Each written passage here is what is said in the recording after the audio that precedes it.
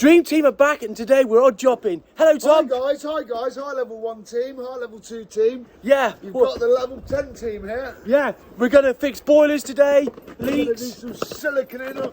Unfortunately, we are going to, what else are we going to do? We're gonna be like Starsky and Hutch. Hi guys. High level 1, level 2, level 3, gas. Phase 1, phase 2, boom! Yeah, just think of the Blow it experience. up. Yeah, think of the experience between us both here. Gas, oil, heat pumps, solar thermal, teaching, sales. Cigarettes. Yeah, just ignore that bit actually. First job, leaking diverter valve, which is just there. So, And a TF1. and a TF1.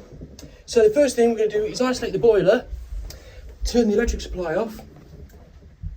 But with these boilers, it's always best to put it in mid-position. So if you put the diverter valve in mid-position, go to the P codes, it lets the plate-to-plate drain and the vessel, so it just empties the whole lot.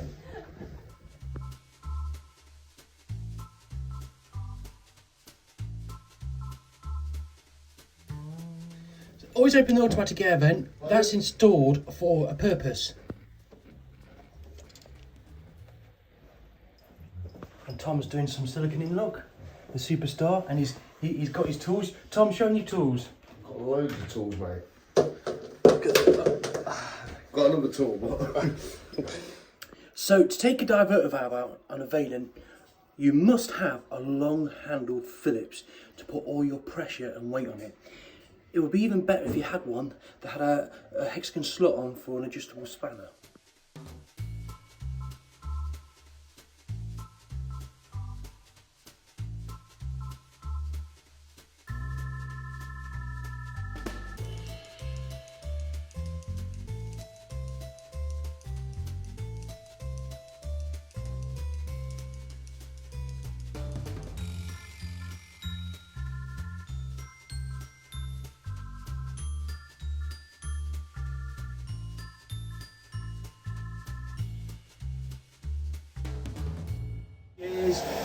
So Tom's taking it out.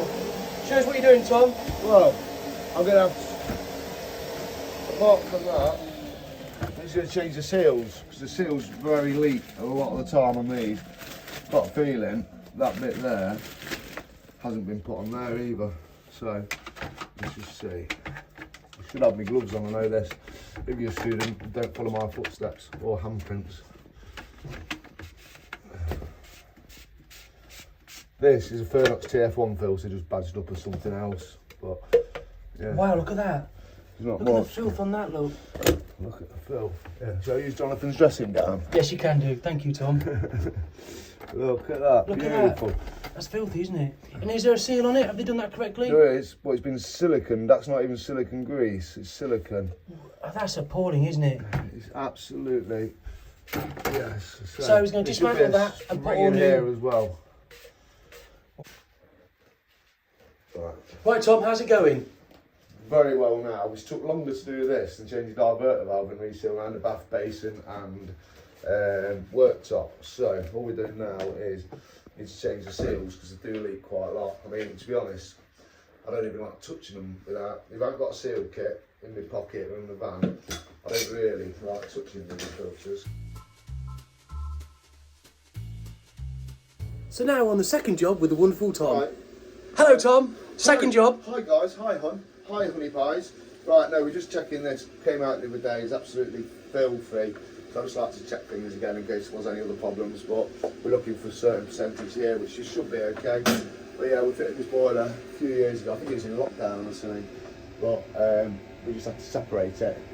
So that's a heat exchange, plate heat exchanger there. That is actually a Vaillant one. But so you got the boiler flow there, goes into there, boiler return there. That's like a plate heat exchange, so the boiler side and the system side is separating. So this side here is actually open vented. So that is the flow for the system side, that's the return for the system side. So the boiler's still heating it, just indirectly, which... Okay. So basically, the we've fitted got good readings here really. This is an oil boiler and he's sorted up. That's why Tom's doing the test. So basically, folks, what he's done here is there's maybe an old system that's quite sludged up.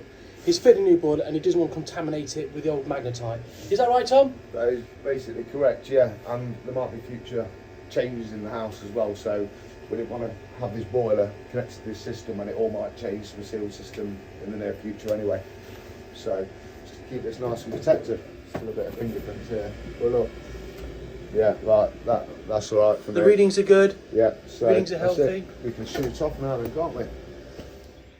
Job number 3, a Worcester EA fault, and the Worcester is a CDI. What we're doing here, boiler originally had an EA fault, so we're just checking all the normal things like the condenser, we've got gas, yes, everything else is okay. The electrodes here showing signs of wear. That's the old one, that's the new one. You can see the gap isn't perfect. That started wearing away. Yeah. Also, another very common fault for EA is this bearing plate that sits above the fan. It's like a one-way valve basically. We can get stuck. It's got a new one there. Nice yeah, that moves nice and flappy. Yeah. This one here, it's getting a bit old. Doesn't really like flapping. Yeah, you can see that, can't you? It's a lot stiffer. So there's that. Also, other things that can cause this fault. Obviously, gas supply. That was fine. We checked that. Block condense, frozen condense, which we don't really get this time of year. Condense trap. Clean. That was completely clean. That can go back on now, Tom. It can do when I put this back in. Yeah. And then we checked this as well. That's all nice and perfect. So when we leave, I don't think the customer will have another fault for a good few years. Thank you, Tom. Now, Tom. I'm just inspecting the state of the heat exchanger with this inspection cover. We'll see if it's nice and clean or nice and dirty, won't we? We have a look at this. Yeah. Look. Yeah, it is a little dirty, look. So look, you see all that? Yeah. There. Yeah. How wet that 4.1, which when you say greater, it's reading in negative. Yeah. So we've got 5.87 there. So that means we've got enough. The heat exchange all clean. The fan's doing its job. And then so that's at high rate. Then we just put it down to low rate. This is where the bearing plate was struggling. So this was going completely off because it couldn't actually do it. This is the first time I've tried it. I hope it does work. But no, look, yeah. So look, that's nice and steady now. That's at low rate. That's staying on. Whereas before, it wasn't able to. So that there. So next job is a new flue terminal. The terminal is corroded, so we're going to fit a new one and cement round it. And this is quite amusing, really, because I installed this boiler over 20 years ago, and now I'm not fully in business. Tom is their plumber, so they recognise me, which is good.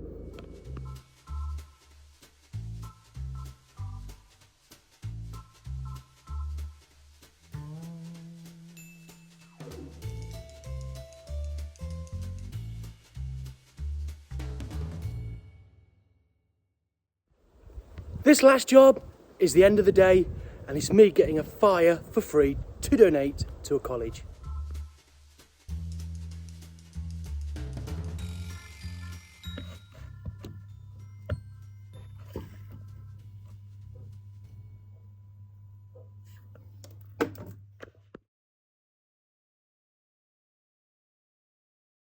Type of chimneys I personally think are absolutely lethal. Precast concrete blocks. Various reasons. The first is they're quite narrow, so all it takes is a cobweb and the products of combustion they lose their draw to go up to the chimney. That's one problem. Various other problems is in the loft space what you can find, the flue pipe can come away if it's not bracketed. In some cases it can be really heavy. And another potential is a way it converts from a precast flue to twin wall. And I've got a perfect example here in this loft space. So there's a precast chimney block, converts to twin wall, comes all the way up, twin wall, twin insulated through the ridge vent. So where it converts to twin wall, that's where it leaks. Products combustion. You'll find that when you do your flue flow test, when you put a smoke bomb up. That needs fire cement going all the way around to seal it. Now what also can happen is the ridge terminal, that can leak. The washers and the securing bolts they can corrode and fail. Always make sure it's bracketed and the seals have tape on, because that stops the twin wall coming undone. Whenever you have flue pipe in loft spaces, it must always be twin wall, because that keeps it warm and insulated. They've got a combi. Only one bracket on that. I would recommend 2. And it doesn't look like the flue has self-tappers in. There's even an indent for the self-tapper to go in.